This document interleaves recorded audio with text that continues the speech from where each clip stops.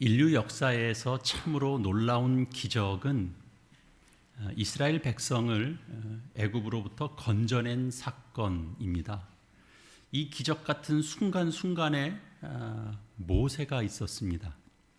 모세는 태어나면서부터 죽을 수밖에 없는 그런 처지에 놓여 있었습니다. 모세가 태어날 그 당시에는 히브리 사람으로서 산의 아이라는 그런 이유 하나만으로도 죽임을 당할 수 있는 그런 상황이었습니다. 그러나 기적같이 모세는 3개월을 살아남았었고 그 후에도 다시 기적같이 갈대 상자 속에서 건져냄을 받았습니다. 그의 이름 모세는 물에서 건져진 사람을 의미하는 그런 이름입니다. 그래서 모세는 구원 역사와 매우 직결되어 있는 인물입니다. 그는 바로의 궁전에서 애굽식 교육을 받으면서 자랐습니다. 그러나 우리가 아는 바대로 그 유모 역할을 했던 친어머니죠. 요게벳을 통해서 그 모세의 내면에는 히브리인으로서의 정체성이 은연중에 자리 잡고 있었습니다. 우리가 그 유년기를 어떻게 보내는지 그런 게 대단히 중요하다고들 합니다. 그래서 사람은 누구나 다 그 어린 시절의 기억들, 이런 어린 시절들을 다 가지고 살거든요. 나이가 들면서 그 어린 시절의 것들이 많이 이제 떼묻기도 하지만 자기 속에 있는 나의 어린 시절과 늘 교감하면서 사실 살아갑니다. 그래서 어린 시절의 가정 속에서 누리는 어떤 정서적인 안정감 같은 것이 한 사람의 삶의 자양분이 되는 경우들이 많습니다. 모세도 그랬습니다. 모세가 히브리 사람에게 히브리인에게 폭력을 가하는 그 애굽 사람을 쳐서 죽게 만드는 사건이 발생했습니다. 근데 그런 것이 그가 무슨 성품이 과격한 그런 내용이 아니고 그가 히브리인으로 자랐다라는 것을 우리에게 알려주는 것입니다. 하지만 그 일이 이제 빌미가 돼서 결국 그는 광야로 피신할 수밖에 없는 형편이 되어버립니다. 미디안 광야에 머물면서 그는 그곳의 제사장 이드로의 사위가 되어서 양떼를 치는 목자가 되죠. 바로의 궁전에서 공주의 아들의 신분을 그가 가지고 있었는데 이제 졸지에 목동으로 전락한 셈입니다. 양을 치는데 자기 양도 아닙니다. 장인의 양떼를 치는 이제 목자입니다. 그러니까 그 말은 뭐냐 하면 여전히 그는 세월이 어느 정도 지났음에도 불구하고 그저 객과 같은 존재였다라는 걸 우리는 이 말씀 속에서 느끼게 됩니다. 회한 같은 게 왜 없겠습니까? 상실감 같은 게 왜 없겠습니까? 모세에게. 자기 동족 히브리인들은 여전히 그 바로의 압제 속에서 참 고통을 겪고 있을 텐데, 신음하고 있을 텐데 자신이 할 수 있는 일은 아무것도 없는 겁니다. 아내인 시보라 사이에서 게르솜이라는 이제 아들을 얻습니다만 사실은 아내가 있어도 아들이 있어도 이 마음 속에 있는 어떤 상실감이나 회한을 다 씻어줄 수는 없죠. 그 게르솜이라고 이름 붙여준 그 이름이 가지고 있는 뜻 자체도 타국에서 사는 나그네 그런 의미거든요. 그러니까 모세가 그 아들에게 이름을 붙여줄 때 그 모세의 심정이 고스란히 배어 있는 겁니다. 나그네 인생이 된 것입니다. 타국에서. 양떼를 몰고 물과 풀을 찾아서 뜨거운 광야를 걸어가면서 그는 이따금씩 눈에 띄는 아마 떨기나무를 봤을 겁니다. 보면서 그냥 무심코 지나갈 때도 있고 그걸 보면서 저 한숨 쉬는 날들도 있었을 겁니다. 아무도 주목하지 않는 곳에서 자라고 있는 떨기나무, 별 그 쓸모도 없어 보이는 그런 나무, 마치 이 자신의 처지와도 같아 보였을 겁니다.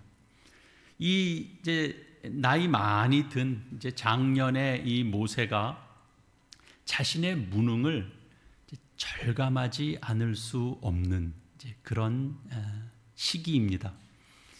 어쩌면 요즘 세대의 50대 아니 그 이상의 세대에서 느끼는 일종의 상실감 같은 거와도 어느 정도 맞닿아 있다 그런 생각이 듭니다. 아이들 다 키우면 자식들은 다 자기 생활에 다 분주하죠.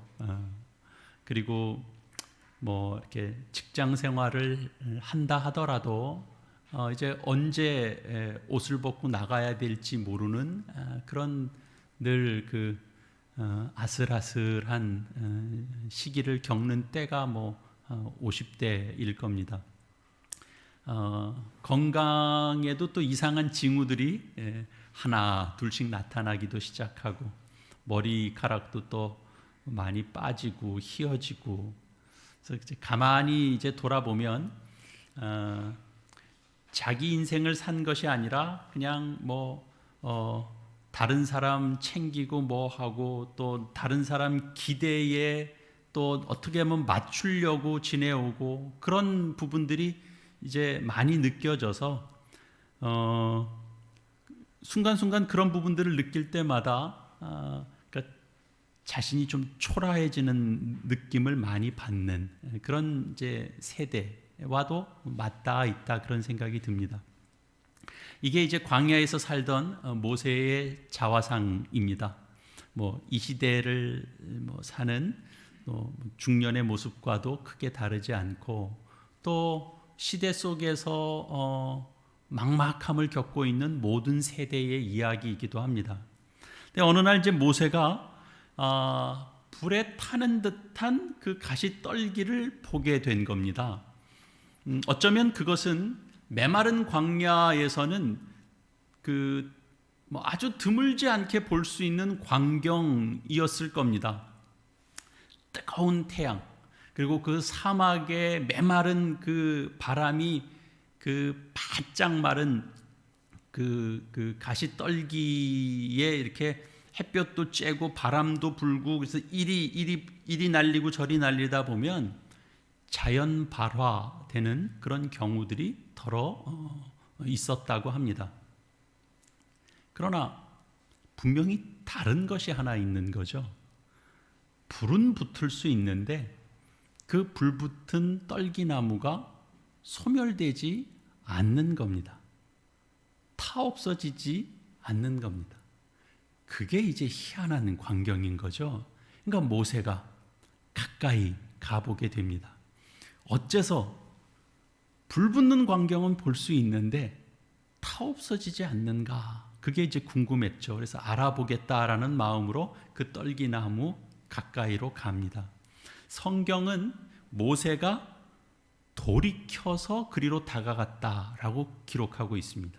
그러니까 평소 가던 삶의 방향과는 다른 방향이었다라는 걸 우리에게 암시해 줍니다. 거기에 하나님께서 임재해 계셨기 때문입니다.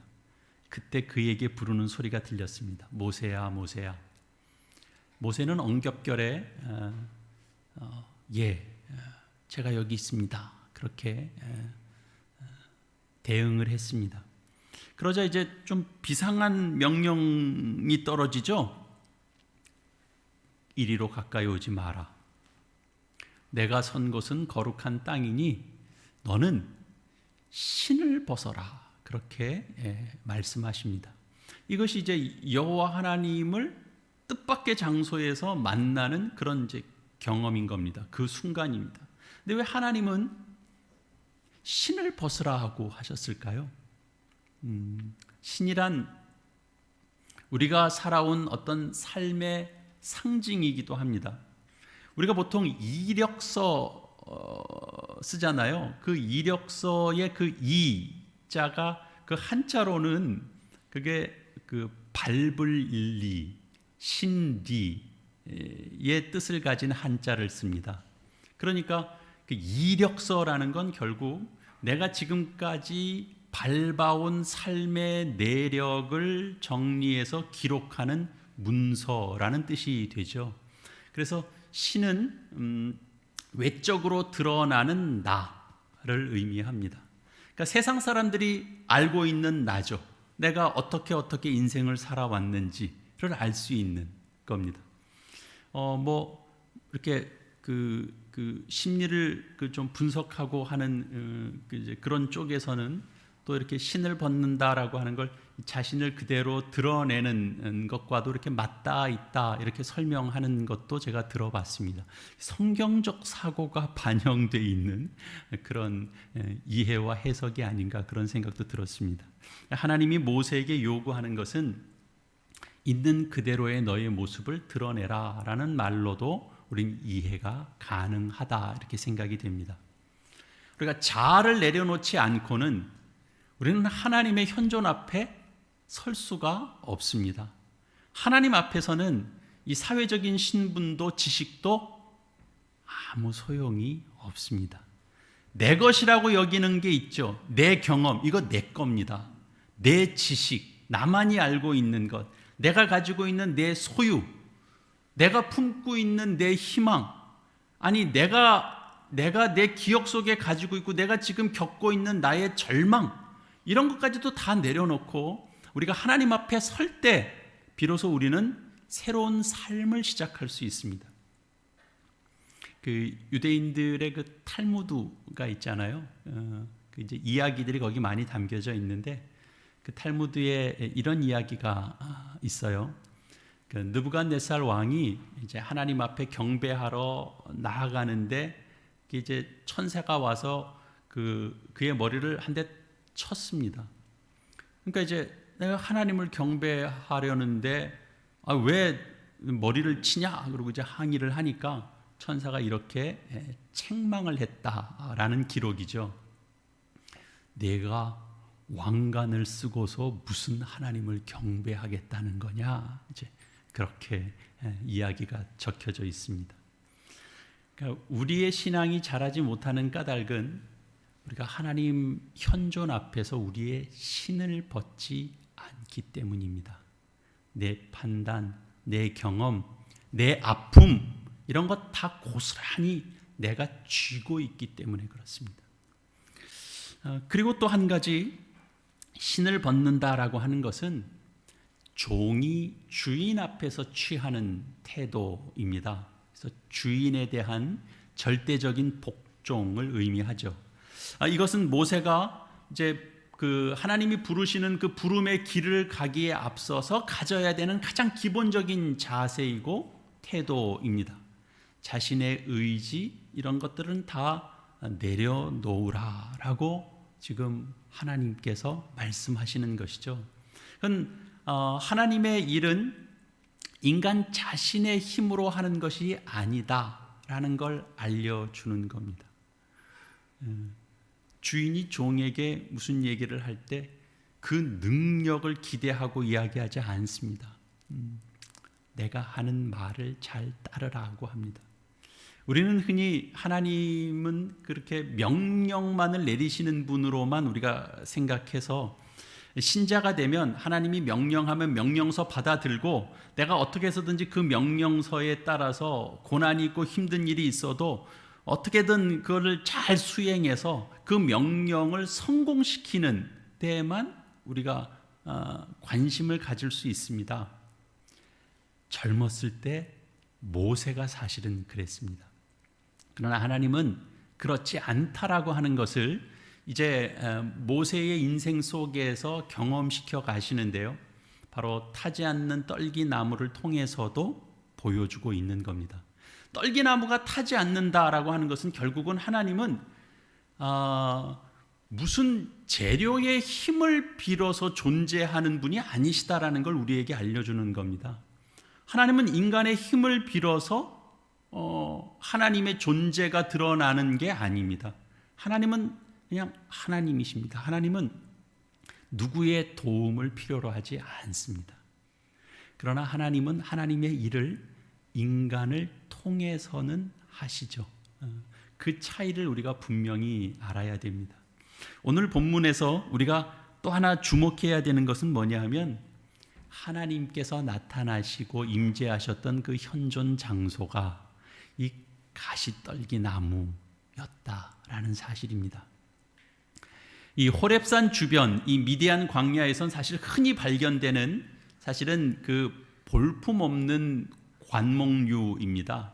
이 떨기나무는 사실 참 보잘것없는 나무입니다. 그러나 하나님께서 바로 그 가시떨기 속에서 당신 자신을 드러내시고 계십니다. 담고 있는 의미가 있겠습니다. 우선은 하나님은 스스로 크다고 자부하는 이들이 아니라 연약하고 보잘것없어 보이는 어떤 이들에게 하나님께서 당신 자신을 보여주신다라는 게 이 속에 담겨져 있습니다. 하나님은 그 고역살이를 하고 있던 그 이스라엘 백성들, 그 히브리인들의 부르짖음과 그 탄식 소리를 보시고 들으시고 그들의 처지를 불쌍히 여기셨습니다. 물론 하나님은 모든 자들의 하나님이십니다. 그러나 스스로 돌볼 능력이 없는 이들에게 하나님 더 우선적인 관심을 기울이십니다. 우리가 하나님을 아버지라고 믿는다면 하나님이 이렇게 마음이 좀 애려한다 그럴까요? 그 표현이 어떤 표현을 써야 적절할지 모르겠는데 하나님의 마음이 좀 저린다고 해야 될까요? 그런 자들을 우리 또한 함께 이렇게 사랑과 긍휼로 돌보는 것이 또 신자들의 마땅한 도리요 책임입니다. 둘째는 하나님은 이 떨기나무 가운데 머무시면서 그 나무를 소생시키시기는커녕 오히려 그 나무를 지켜주고 계신다라는 사실입니다. 나무를 태워서 불로서 자신을 드러내시고 그리고 나무는 재로 만들어 버리시는 하나님이 아니시다라는 사실을 기억해야 됩니다. 하나님은 우리가 큰 나무 되지 못했다고 하나님 책망하지 않으십니다. 오히려 우리의 아픔 속에 찾아오셔서 함께 하심으로 우리를 지켜주십니다. 우리 기독 신자들 가운데서도 우리가 성경 말씀을 읽어 가시다가 성경 말씀 읽지 않으시면 그런 말씀도 안 하십니다. 성경 말씀 읽어 가시다가 하나님은 좀 이럴 땐 너무 하시는 거 아니야? 이런 이제 말도 하고 그 구약은 이런 말씀 좀 없어도 되는 거 아니야? 이런 얘기도 하곤 합니다. 그건 사실 적절한 생각은 아니죠. 그런 말씀을 하실 때는 대부분은 어디서 걸리냐 하면 이 구약의 하나님은 이렇게 전쟁, 진멸하라 이런 명령도 하시고 이렇게 폭력을 정당화하시는 아주 그 호전적인 하나님으로 비춰지기 때문에 그렇습니다. 구약에 물론 그런 부분들이 있습니다. 그러나 그것은 이제 국가의 존폐를 걸고 싸울 수밖에 없었던 이스라엘의 어떤 절박함들이 그 속에 많이 배어서 이제 그런 것들이 이제 이미지화된 것이지 성경의 하나님은 사실은 그런 하나님으로 묘사될 수 있는 분이 아닙니다. 어떤 특정한 민족만을 위한 하나님이 아니고요. 그 민족을 선택했을 땐 그 민족을 통하여 세상이 구원 얻게 하시는데 하나님의 목적이 있는 겁니다. 근데 그들은 자기들만의 하나님으로 생각하는 바람에 하나님의 뜻을 오판했죠. 그래서 선민의식, 특권의식에 쌓여서 하나님의 뜻을 분별하지 못했습니다. 우리가 보통 목욕물 버린다고 그 속에 든 아기까지 버리면 안 된다, 그런 말 하는 것과 같습니다. 성경의 하나님은 약하고 소외된 사람들 가운데 임재하시고 또 그들을 지키시고 그리고 보호하시는 하나님이십니다. 그렇다면 이 떨기나무 가운데 임하신 하나님은 결국 오늘 우리에겐 어떤 의미가 있을까요? 이 떨기나무 속에 임하시는 하나님을 믿는다는 건 도대체 무슨 뜻일까요? 그것은 하나님께서 우리의 연약함과 부족함 때문에 우리를 외면하는 일은 없다라는 사실을 잘 알아먹으라, 그런 의미가 됩니다. 우리가 할 일은 하나님의 현존 앞에서 신을 벗었던 모세처럼 우리 속에 있는 모든 것, 우리 속에 있는 것이 부정적인 것일지라도 그것조차도 숨김없이 하나님 앞에 드러내고 하나님 앞에 맡겨 나가야 되는 것입니다. 하나님은 이미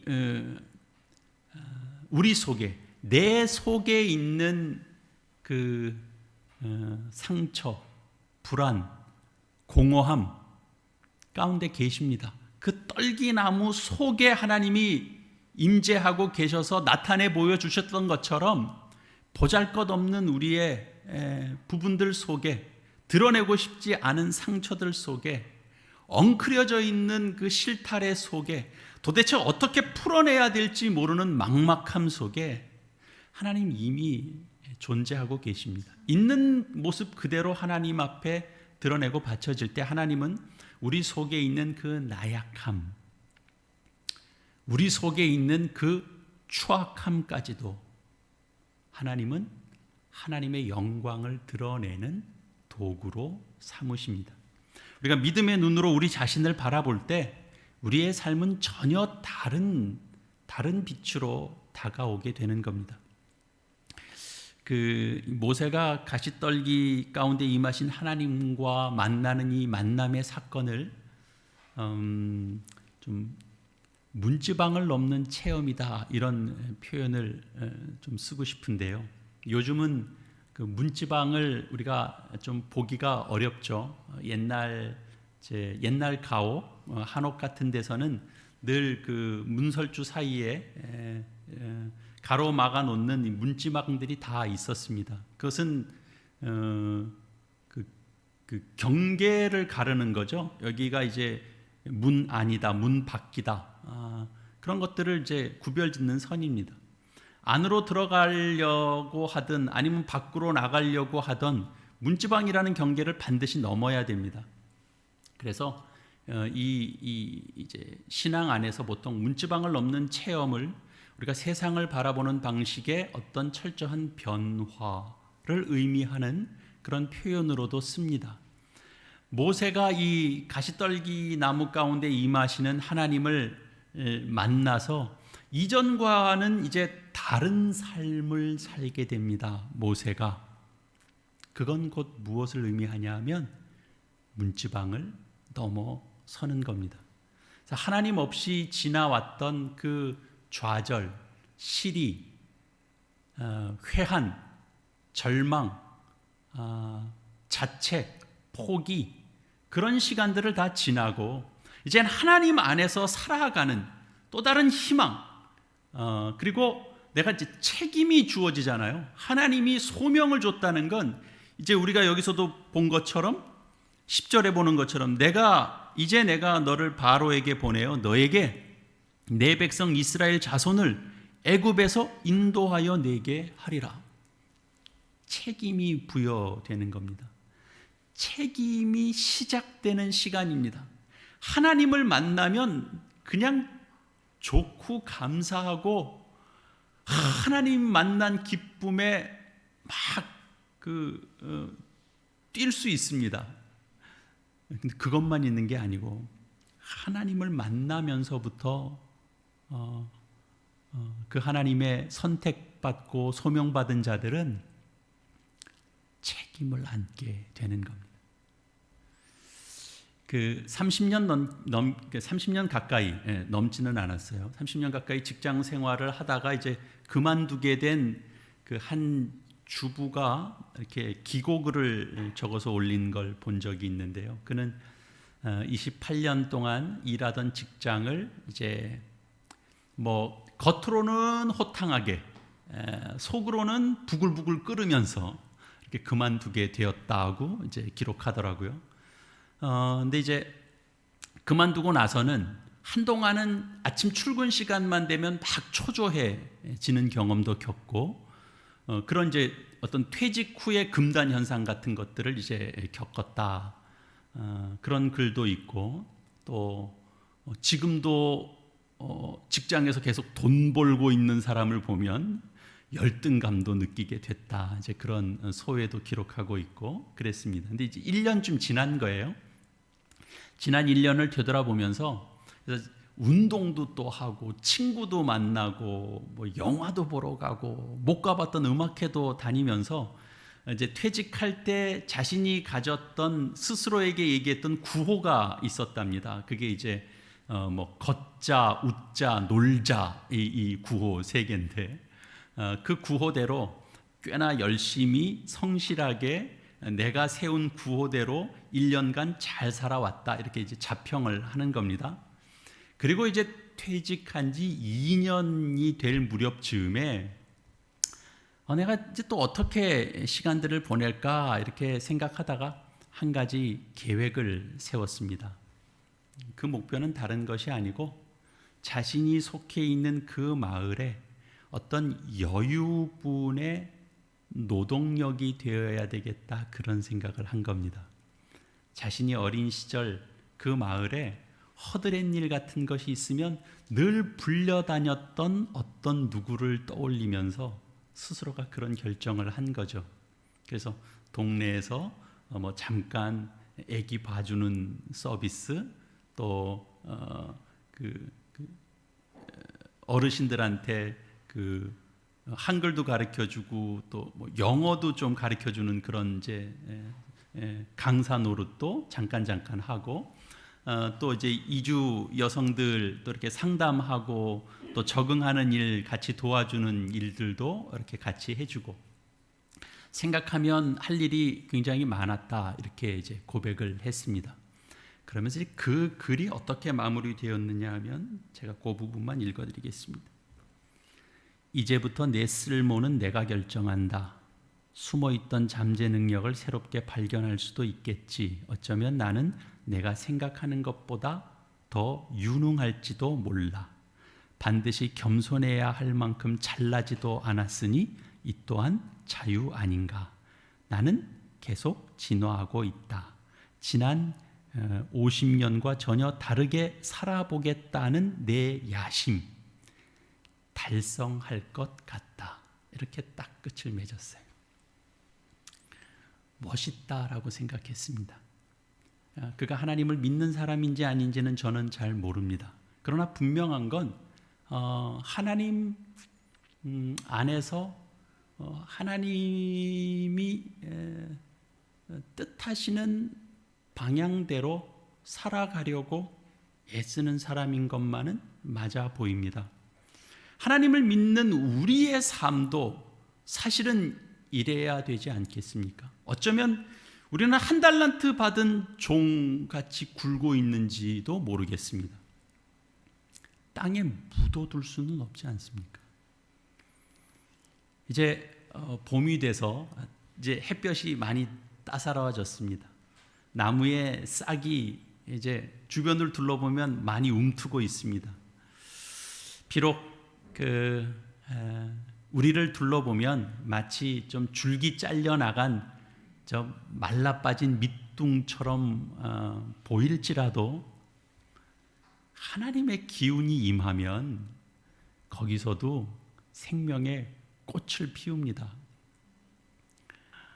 하나님은 그렇게 일하십니다.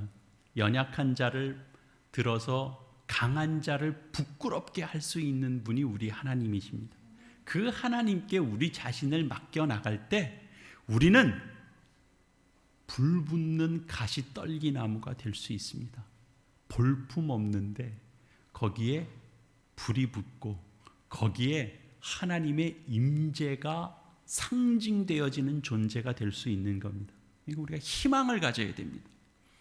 또한 책임도 느껴야 됩니다. 하나님은 우리의 아버지십니다. 있는 그대로 그 하나님께 우리 자신을 맡길 수 있어야 됩니다. 순종의 길 주님께서 걸어가셨습니다. 순종의 길 그러면 무슨 꼭두각시가 되는 것처럼 생각합니다. 그래서 예수님이 꼭두각시였나요? 그렇지 않습니다.